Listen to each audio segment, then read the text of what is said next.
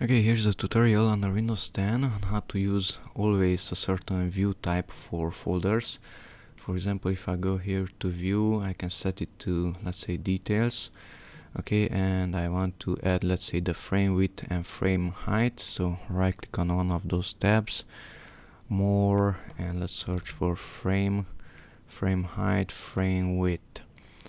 Okay, we have the size of the video, frame height and width, but the problem is if I go up to another folder, let's say that, now frame height and frame width is not present here, and the same thing over and over, it's not present.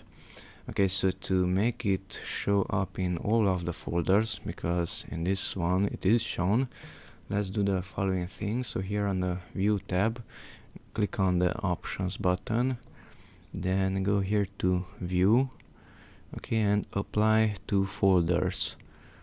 Do you want all folders of this type, that is videos, match this folder's view settings, which is this, for example?